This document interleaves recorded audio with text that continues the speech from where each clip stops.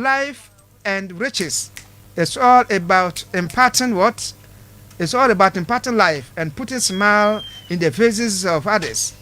Was it Brabonsia and was it Bono? I saw for neighbor bomb pie. Ama muno answer. Monday, Mommy, found to sue an uncle. I'm saying, come from Sokamo. I'm saying, Limam Sokamo. Okay. Why now say? I'm saying, Limam Sokamo saying, come from Zubio. Sir Christopher Crana. Limam Sokamo. James say, I'm mobile empire. Of our own, we say, and just say, and for questions on business say, nipa of our oya droye way say, a yin yamia droyama, ya casa a droye ya buroso, our Christian, a braboma offer. Now a branch in your ye, you know, babies as in Terradi, and Kawan show way back kumpo, a fierce or cocoa to young Crofosica of our planetary unity back, a year 12 I'm far too much for him say.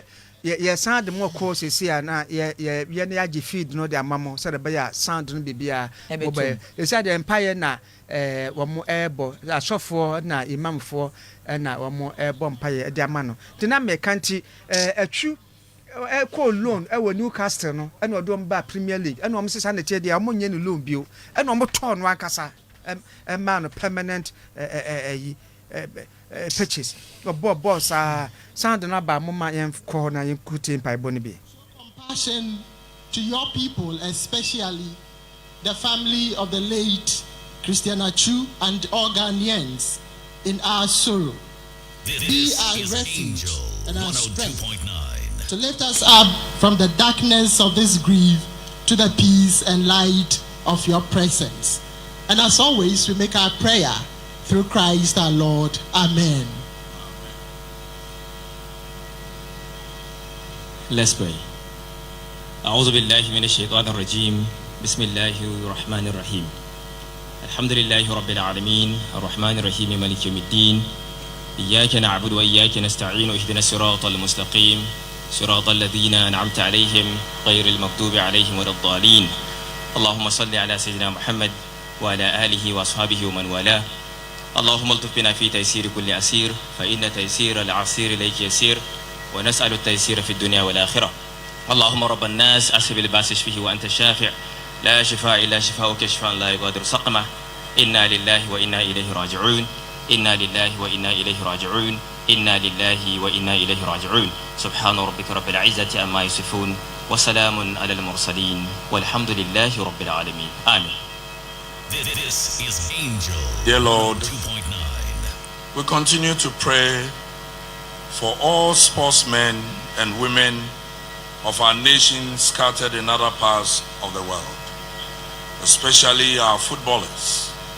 We commit them into your hands, and we ask that, Lord, as they lift up the flag of Ghana higher in other disciplines of sports, you continue to protect and guide them. We pray, dear Lord, for all those who lost their lives in this calamity of earthquake. And we pray in the name of Christ Jesus that by your mercy forgive our iniquities of the world, that these calamities will stay away from us.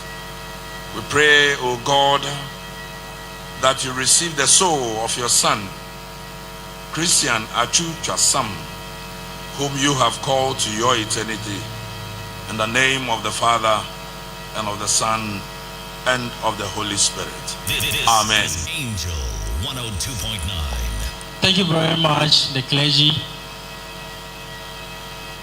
Tia wamo abo musamufo ababo mompaye se wrade anyene tunu kukuma kristofo abo modie sojafo ne mpanifo no nyina eguso a yomo airport ho no mo a yede emu no asi eso na afi omde bewura ka mu na abra na atwu atiase no onu ankasa egya no ho mawurade se wo yawurade dia mama yentie ne nsemo ka kire wurade ansa na wo firi mu Yehudi mira Yesu Tadani nara mi Yehudi Makumare tu nyumse Enyo nyam kaudi Yehudi mira Yesu Tadanyinara mi Yehudi Makumaritu nyumse Enyunyam kawudi Yehudi Urade enjo wati urade nye omo announcement bi mama yensan kotie bi Ghana. We also thank every Ghanaian that has contributed since this thing happened to today. We are grateful. We are saying, we thank you, we thank you, we thank you. Very much, Nene. Kasam. Yehudi mira Yesu Tadanyinara mi Yehudi Makumaritu nyumse Enyunyam kawudi Yehudi mira Yesu Tadanyinara mi Yehudi Makumaritu nyumse. The Vice President of the Republic of Ghana, Dr. Bawumia, Honorable Ministers of State here in Dεαd, other dignitaries from government. I stand here on behalf of the football family, both in Ghana and the rest of the world, as we receive the remains of our dear brother, and for many, our son. From the football family, we want to send our condolences to the immediate family, the wife and children, and indeed the entire external family. It is with great sadness that we stand here today. There lies a son of Ghana who brought a lot of joy to our hearts. Outside the field of play, he contributed and touched a lot of lives with his good deeds. And in the past few days, we've heard so many that he did without broadcasting it. And many are sharing testimonies about how he supported and helped them. We are reminded of the joy he brought to us. And on that note, the football family would stand shoulder to shoulder with family and indeed the government of Ghana, so that together we'll give a befitting burial to our star who brought joy to our hearts. Thank you very much. Yehudi mira Yesu Tadanyinara mi Yehudi Makumaritu nyumse Enyunyam kawudi Yehudi mira Yesu Tadanyinara mi Yehudi Makumaritu nyumse Enyunyam. afio mampani abedi akire ba bekasa nti mama yentie no. The Minister for Information, Minister for Sanitation and Water Resources, Deputy Minister for Foreign Affairs and Regional Integration, the Deputy Minister for Sports, Ghana's Ambassador to Turkey, and Turkey's Ambassador to Ghana, the Secretary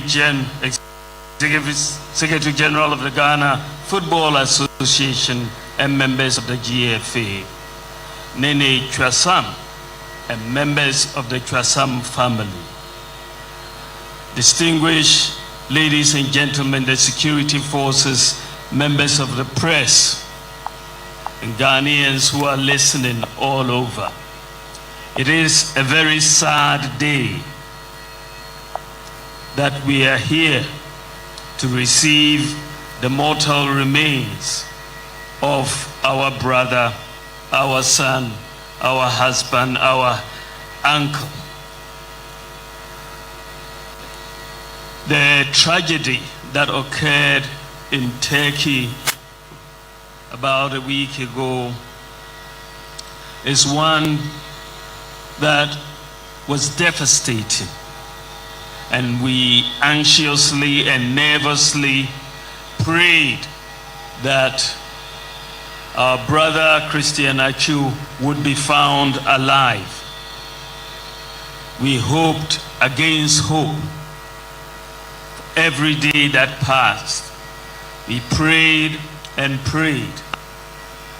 But alas, when he was found, he was no more.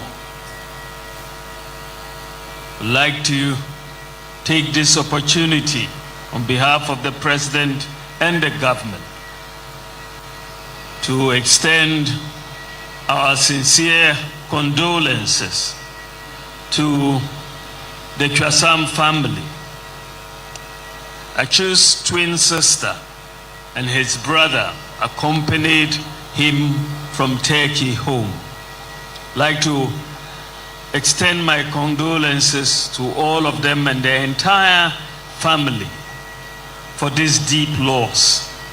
I'd also like to extend my condolences to the footballing fraternity. Atsu played for the Black Stars, and he was much loved, and we will sorely miss him. I'd like to extend my condolences to the Ghana Supporters Union and to all Ghanaians for this loss. It is a painful loss, a very painful one. But as the good Lord says in the good book, that from him we came and to him shall we return. We pray that the soul of Christian Atsu rests in perfect peace in the bosom of the Lord. Thank you very much. And I would like to say that the state will be fully involved with the family in providing him a befitting burial. Thank you very much for your attention. Yehudi mira Yesu Tadani nara mi Yehudi Makumare tu nyumse Henyo nyam kawudi Yehudi mira Yesu Tadani nara mi Yehudi Makumare tu nyumse Henyo nyam kawudi. To our world, who has called you to his eternal rest. In the name of the Father and of the Son and of the Holy Spirit. My dear brothers and sisters,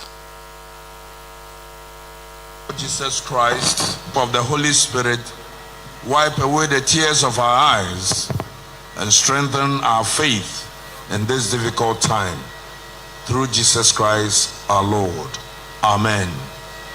Thank you. Yehudi mira Yesu Tadani nara mi Yehudi Makumare tu nyumse Henyo nyam kawudi. Broadcasting live from the capital city, Accra, Angel 102.9. Broadcasting live from the capital city, Accra, Angel 102.9. Well, Ava. Papa. Obisna na de besu bia na wo ma ye ne saa no. Nse question na ye kwa Ashanti region ye regions. If Bismarck one. Na Vice President Dr. Mahmoud Bawumia beto dwase aban state no mamu ni nyina edin hu bram agye yie no ene busua yie no nti aban ehyem den. Jesus kakra wa hwe ekura kire se abara bemu na je se ebien ye kan ebam aban tie otie hanka otie pa eh ofa atwi ne ya peja no ya bona bo mo sare ne kwahye kai makọ no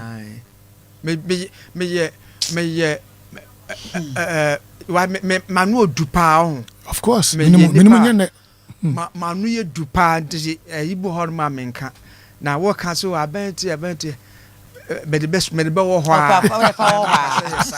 enso 24/7 kotro to ha kwe pa because unim dia ma ekobasa no unse ya ha no credibility number 1 brand no awehosem kese na ato wo man Ghana obebu no a sabe wo jane na so etumi tumika ekoba no ono na sisi the Ghana for yellow one ya de ekwa ambulance say omalowa body no e di ra ambulance ni mu of am here say kan so kan na ya so kan na ko the program na yas enti o say kan jo bia say next week Sunday 7:00 ebaso na yas experience a live program no next week Sunday ebaso and many no number so but some be tia ya adwuma na me sha enti na yas next week ebe hwe over ya de awura car no na car no na twi no de awura car ya yi na free play no mu ama say ya na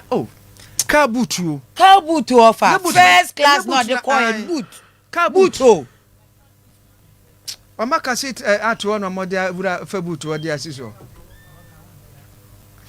nipa baby ko why nipa baby ko bi o kwa wotena first class mu wono afo kwatena mu kama ye ni bibia no ene oba no ye de na kogu baabia obi kofa nam oba obi kofa ofosu ba obi akodi ni dwa oba no baabi ye di gu na ho ne ye di nagu ene ye yi ni si ye kora mpo no hwe soja for no so nyeize mo try pise pa me ya ode makumare tu nyumse henyo nyam ka ode ya ode miraye. Good evening. Thank you very much for what you've done. We are live from Kotoka International Airport. We are waiting for the body, the airline just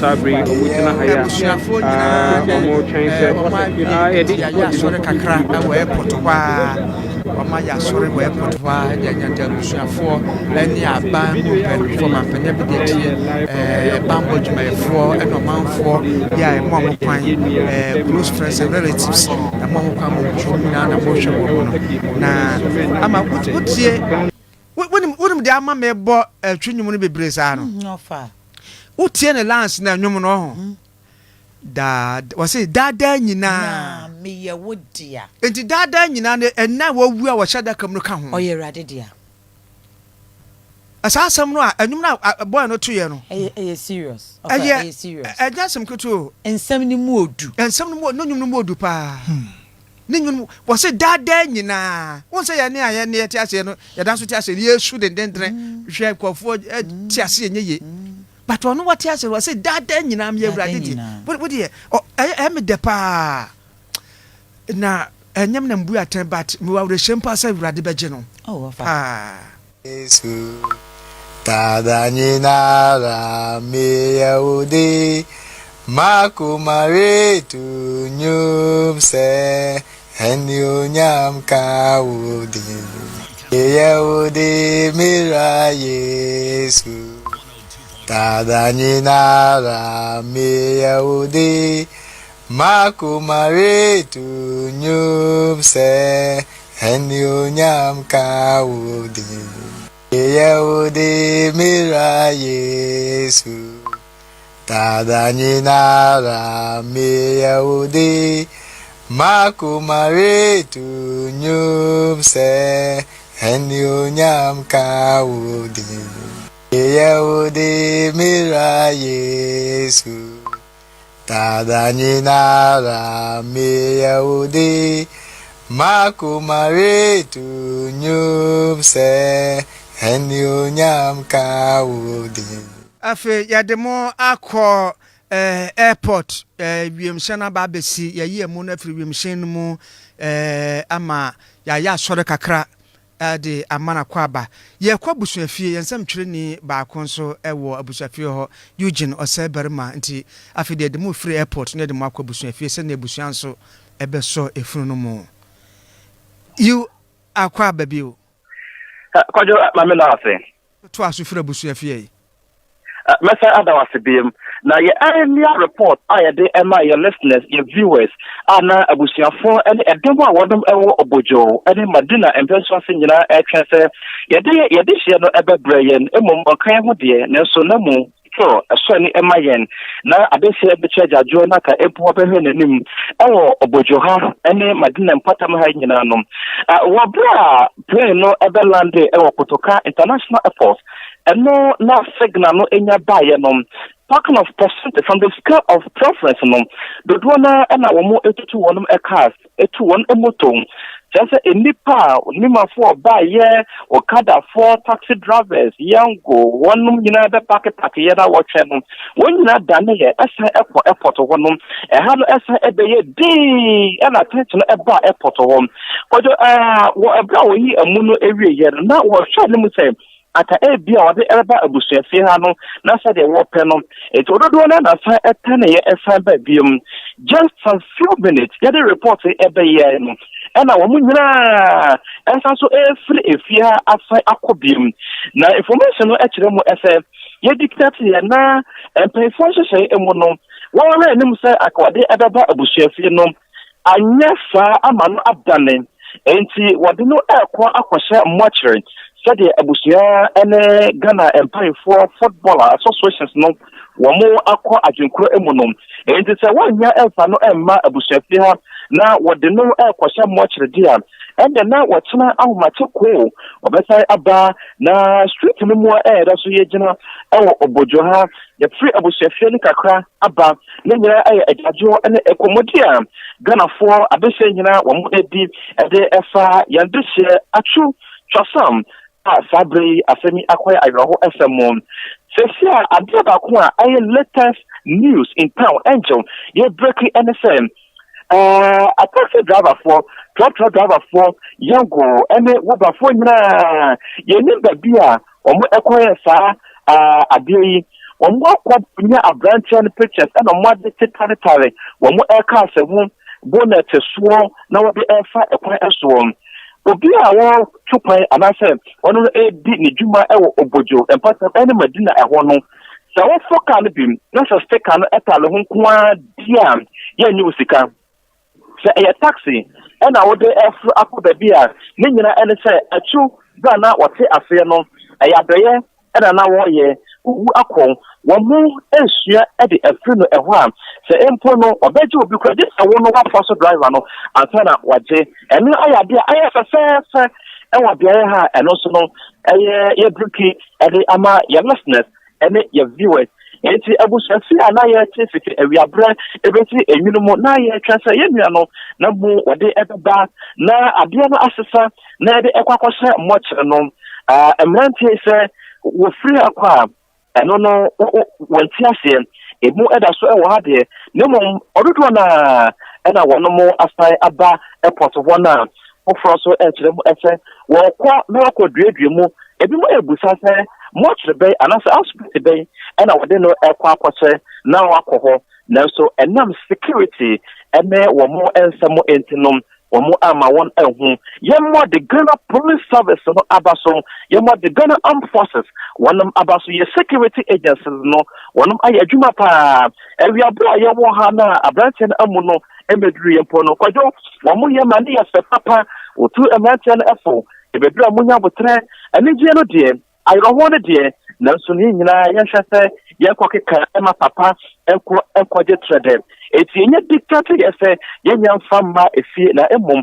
yede ebekọ mochre no eno ena the security agencies no the blona wonom afria nenso no wonya efie no edampan yebeda security agencies no afe yebeda Ghana Footballers Associations na womo eba ye no yebeda eyonom afe na Ghana fo a wonu eje bobo ho no yebeda won afe you mamanfo ehunu se so mo paso mo hunu atwibie wa wo mo be hu no de na o ma hwe wa enya se ya kopa no krabre enya ensie no Dabi wo mo de no afa no wafira brochira ba ena ya hia no ena ma ya asore kakra ewufu som kakra wo mo ye no airport wo no nkere se yekusie no Dabi enti wo mo de no kwa mo kire enti wo mo mpa so mo sa tu edi akire kwa mo kire sa ko hwen bie no this was the last time mo be ho no eno kwa emfata krasa am timi ne akire enti afa na busuafo efiri kina de kro no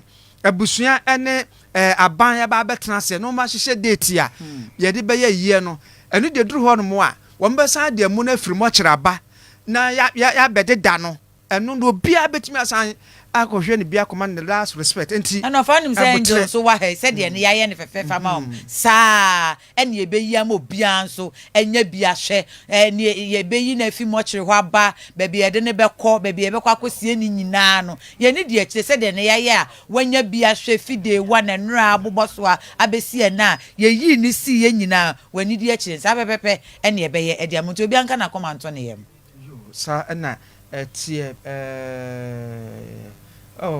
Jemima me peki we at random na Facebook of no mintimi ene senka nika ayi asamaba bosum ni ama na prison is so comprehensive na eburu pensa me bo yo meti time wana omobọ mpaye no MC no eka aban mu nipa no a yabusu nipa no ba ho ka sembi na ma kan we Jemima Ofori o say we didn't notice this, that because of Atsu's death, that is why the weather has changed.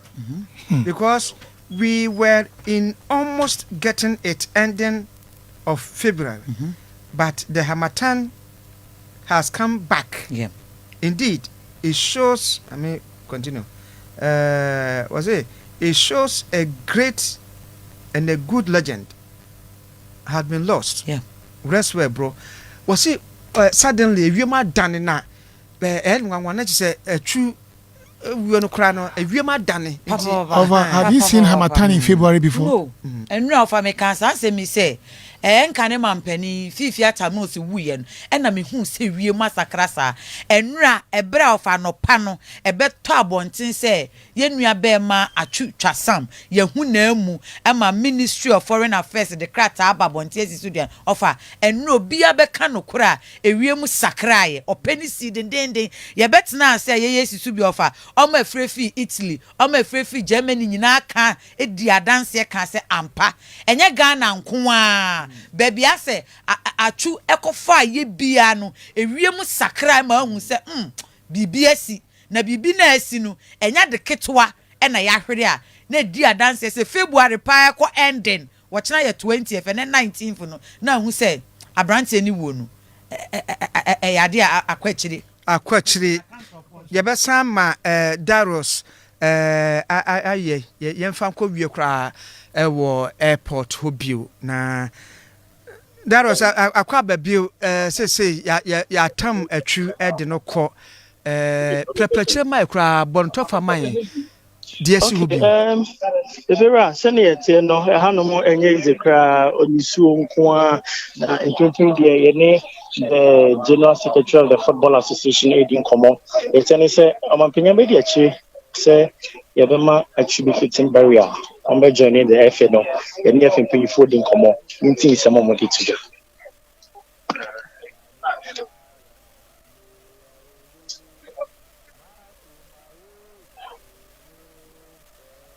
A whole network no na etwetwa sisa no but ebeba mpanifo de sembi to dwamnim se date no mo hye wo ma yenkoso nti ho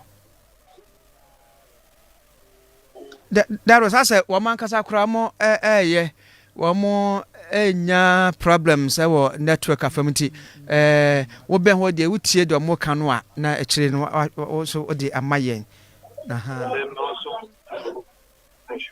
still no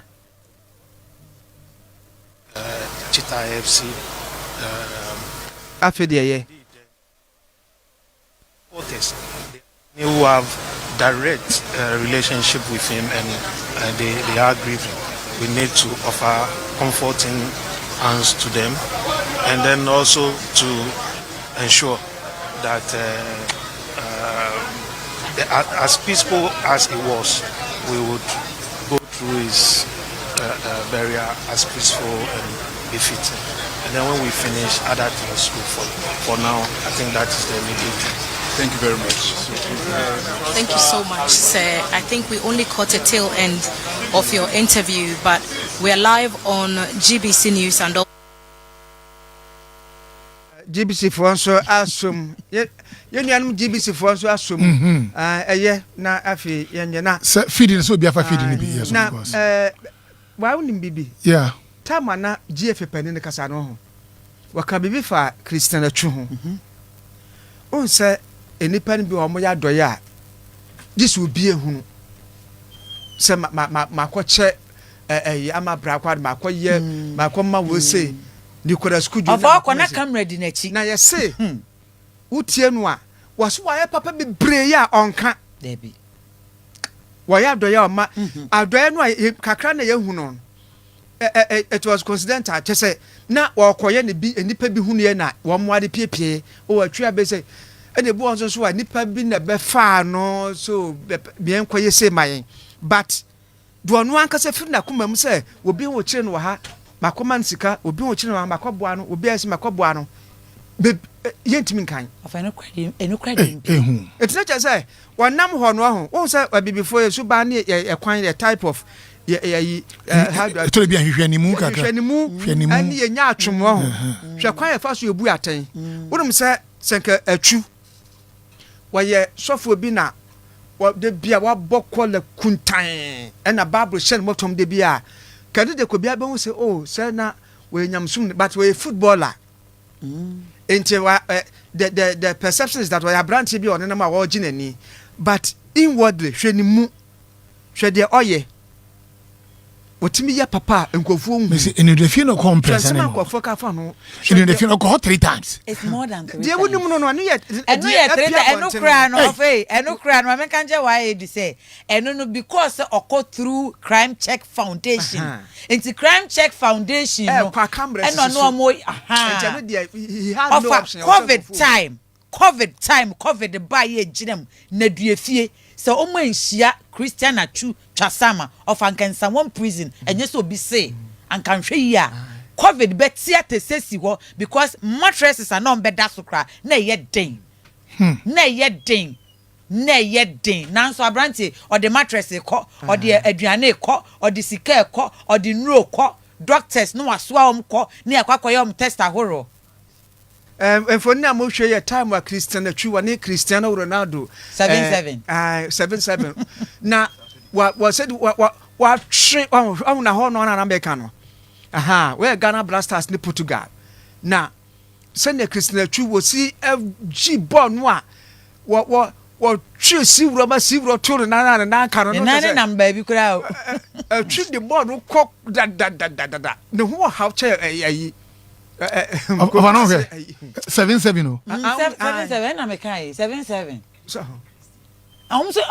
Christian the Christian so we say no Portuguese kasem no Cristiano no ye Christian and na Christian Atsu so ye Christian and no nyina so e 77 enti say Cristiano Ronaldo wanya yie na just say atono no yes wanya yie omo nyina so 77 number 77 omo pa boy kura so kura asa kala na kura so kura ya ye na Christian Atsu wa twapong sabre no ana Ghana Blasters ni Portugal e bon so na sibro so twapong enti omo nyina obi atwapong asem kese obi a number 7 ene omo nyina obi ade Christian ofa enti coincidence ne de apeta wa apa enti aye no e wo se Cristiano Ronaldo wo so obebie obeba football legends ebeba di ofa Atsu no se kasa Atsu a on se ata meboa de oka ho ne ye eche Atsu kpla eche Atsu eni eche se oba no se on se ye we ayi eni eche a enti yenya Atsu logozu ye ni anka the head of technical head of Atsu onu so yata ana ba kun de o fe ni eche Atsu kpla eche di Atsu eni eche Facebook sibro o so ba ye ni obeba na ayi no ama why a year no football club also wo mo ba gi a year no ta mo ni ase pa Newcastle United okay wo mo na make say no mo free wo mo ko relegation a wo mo ko okoje wo mo nkwa na je nkwa Division 1 wo mo championship no ana atwu ko loan wo Newcastle United and wako ball sa bo a wo mo san do mo free Division 1 esa ba Premier League ma make say atwi ni hodie but yeah na musu kakra sa ma make say Newcastle United wo mo wura top 4 no bu den so ho ya chese wo mo ni abro mo ko Premier League no kura die ni enti wo mo de yie no de Newcastle United no wo so mo jita mo ni ase kakra enye asam ketua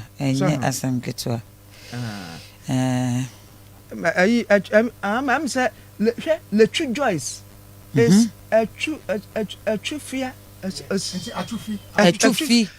no the ebre ayi why a Japan hey come what much a Japan brave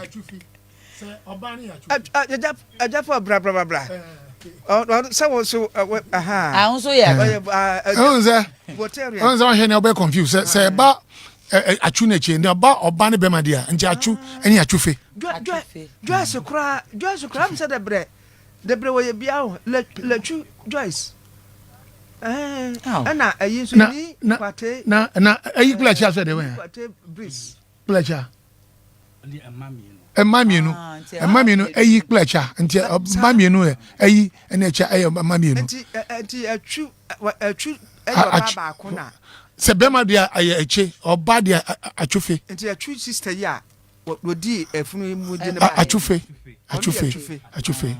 na lechu ananda Atsu manya lechu Atsu Facebook ni bi di lechu na ya no and there's nothing like lechu Atsu play eche na yoba Atsu play Atsufe na mami no eyi play echa eyi echa ntafoma ama ya via why the better is unta ma edi because na bano omachi Edo ye tawia Edo wow ya dase community le unso fa da bia ha de yesua de ye nya bia ka ho enti Atsufe ho na wi me ko menim se eyi ni echi but oba de no menim se eche Atsukula eche enti Atsufi no po na de ba papa poku sem sisi na sem we dia no odin ara husa papa ye ya bende ye fa bi nkoi na pa beto aso abeso manfo aha ene de besie na ya boafo ye technical team ene ye production team ya omo akeka ne masie ni sa de makobusu afie ewiemhye ne nam wiem nyina na yenso ye track e de besi from yakwa airport ya ye ufusum kaka ni nyina ye de abremo na omo mo technical production team Nicholas Kujo, Patrick Jenin, Dokasa Pia, Edward ko Facebook, ya nipa 3K, eni e chire amosun begina so live ebehwe bie. Na ya brand ye frano Samuel Odum, no twa bibia ma mu hu ne sa no. Ansana mu hu no TV so no live no na MC anso brand bi hihye ho. Eye Titi Richard Osborne na Chief ya mamu nyina adwuma na ya ne amoso mote yenka Kojo Dixon mene ama brakon ampofo na afi ya audu don pre ya me this Sunday evening special brama bibia na amaso nti next week Sunday ebeshia sanso na yas program na amaso next week kwasiada pepepe life experience program ebeba so nyame hire mu nyansa mohwe ye for felamo akwaba adeba Xposed so oni abema limo elekem kwa me amega sama katro se Xposed gina so Facebook bebre mu amutie radio ma emamu nyina adwo ade enche nyina nyame ya adomo a Nyankopon san ma ye enkwa foforo na yemfa emesumu bio.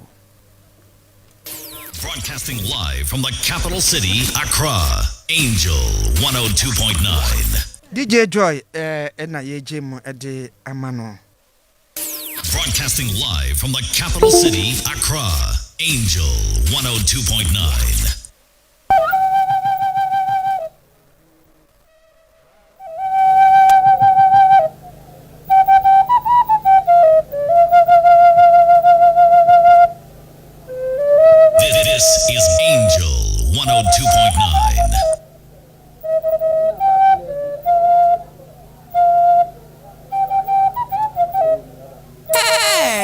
FM, you do